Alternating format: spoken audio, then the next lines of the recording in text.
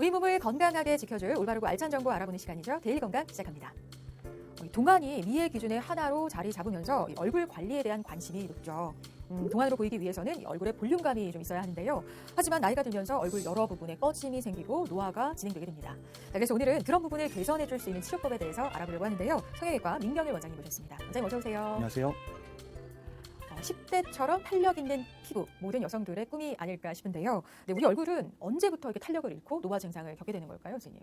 우선 젊음 자체가 아름다움이다라는 말씀을 먼저 드리고 싶습니다. 네. 아름다워진다는 것은 젊게 보이는 것이다라고도 바꿔서 말할 수도 있겠는데요. 지방이식이야말로 젊게 보이는 그런 회춘하는 방법이라고 할 수 있습니다. 동안 외모는 아름다운 눈, 코, 입뿐만 아니라 어느 방향에서 바라봐도 입체감을 잃지 않고 탄력 있는 얼굴 라인일 때 완성됩니다.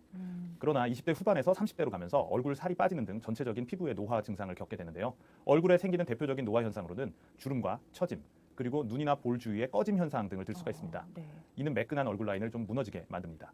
그렇군요. 그런데 얼굴이 꺼지고 또 피부 탄력을 잃게 되면 아무래도 나이보다 좀 더 늙어 보이겠죠? 네. 얼굴 살이 꺼지고 피부 탄력이 줄어들면 나이 들어 보이고 생기 없는 얼굴로 좋지 않은 인상을 받을 수도 있습니다. 네. 근데 보통 얼굴 중에 어느 부위가 좀 주로 꺼지나요? 이마는 물론 앞볼, 옆볼, 팔자주름 등 꺼지는 부위는 다양합니다. 이마, 볼, 팔자주름 이렇게 부위는 다양한데 그중에 가장 많은 사람들이 고민하고 또 치료를 원하는 부위는 어떨까요? 젊은 분들의 경우에는 동그랗고 볼록한 이마 모양을 선호해서 이마 부분의 시술을 가장 많이 받으시는데요. 네. 연세가 있는 분들은 주로 팔자주름이나 관자놀이, 꺼진 볼 부위의 시술을 좀 선호하고 있습니다. 그렇군요. 자, 그렇다면 노안을 조금이라도 늦출 수 있는 이런 안티에이징 시술은 보통 언제쯤 시작하는 게 좋을까요?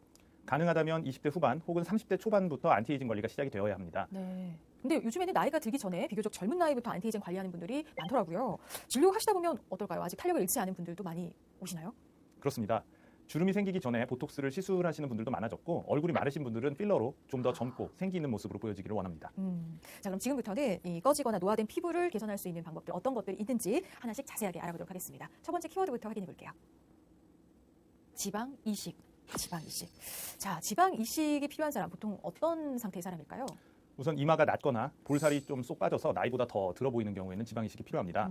또 입가에 팔자주름이 생기거나 함몰된 부위가 있는 경우 또 이를 교정하고 싶은 분들에게도 만족스러운 결과를 만들어낼 수 있습니다. 네. 근데 이 지방 이식을 하면 볼륨이 생기다 보니까 얼굴이 커질 수 있다 생각하시는 분들이 많아요. 네. 충분히 그렇게 생각할 수 있을 것 같은데 어떨까요?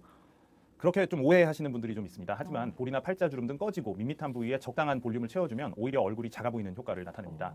넓어 보이던 얼굴에 입체감이 살아나서 상대적으로 얼굴이 작아 보이는 효과를 주기 때문인데요. 네. 지방 이식은 주입하는 지방의 양도 중요하지만 어느 부위를 어떻게 채우느냐가 더 중요한 그런 수술입니다. 그렇군요.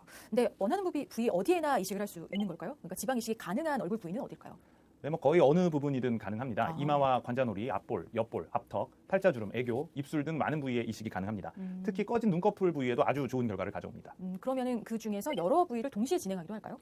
네, 얼굴 전체를 하시는 분들이 오히려 더 많습니다. 네. 자, 그럼 이 지방 이식 방법에 대해서는 잠시 후에 알아보기로 하겠고요. 자, 이번에는 얼굴 지방 이식과 신체의 다른 부위의 지방 이식 차이점도 좀 짚어볼게요. 지방 이식은 사실은 얼굴에만 하는 건 아니잖아요. 또 어떤 부위에 할 수 있을까요? 우선 체내에 불필요한 지방을 흡입해서 다른 부위에 이식을 하는 것을 지방 이식이라고 하는데 대표적으로 얼굴 지방 이식과 가슴 지방 이식을 생각해 볼 수 있습니다. 네. 어느 부위든지 필요한 양의 지방을 각각 여러 층에 골고루 이식하는 것이 중요합니다. 자, 그럼 그 차이점도 알아보겠습니다. 얼굴 지방 이식과 가슴 지방 이식 어떤 차이가 있을까요? 우선 가슴 지방 이식의 경우에는 보형물보다는 큰 사이즈의 결과를 나타낼 수는 없습니다. 네. 가슴에 지방을 이식하면 볼륨이 증가하고 지방세포의 분열 및 분화, 그리고 재생되는 효과가 개선돼서 만족도 높은 결과를 나타낼 수가 있지만 사이즈가 정해져 있는 보형물과는 달리 가슴 지방 이식은 한 번에 이식할 수 있는 지방의 양 자체가 한정이 되어 있어서 여러 차례에 걸쳐서 수술을 받아야 할 수 있습니다. 또한 너무 마른 체형의 경우에는 가슴에 이식할 충분한 양의 지방을 채취할 수가 좀 없습니다. 네, 자, 그래서 가슴에는 지방 이식보다는 보형물을 넣는 수술을 많이 하게 되는 건데 그럼 얼굴에도 그런 보형물을 넣는 수술을 할 수 있나요? 물론 가능합니다. 얼굴에 가장 많이 사용되는 보형물로는 코수술 시에 넣는 실리콘이 가장 대표적이고 네네. 이마나 앞볼, 팔자주름, 앞턱 부위에도 볼륨감을 주기 위해서 보형물을 좀 사용하고 있습니다. 지방 이식은 시간이 지나면 볼륨이 감소하는 그런 단점이 있지만 내 것처럼 자연스럽고 큰 부작용이 없다는 그런 장점이 있습니다. 네. 반면에 보형물은 볼륨이 감소되지 않고 영구적으로 지속된다는 장점이 있지만 위치가 틀어질 수가 있고 감염 등의 부작용이 발생할 수 있습니다. 코 보형물을 제외하고는 다른 부위 보형물 삽입 수술이 지방 이식 수술로 현재 많이 대체되고 있는 그런 상황입니다. 네, 그러니까 각각의 장단점이 있으니까요. 전문가와 잘 상의하신 후에 자신에게 맞는 방법을 선택하시는 게 중요하겠습니다. 자, 이어서 지방 이식 과정에 대해서도 좀 알아볼게요.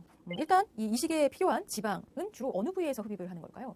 우선 허벅지나 복부 등 지방이 많이 축적된 부위에서 지방을 흡입해서 지방이 필요한 부위에 이식을 합니다.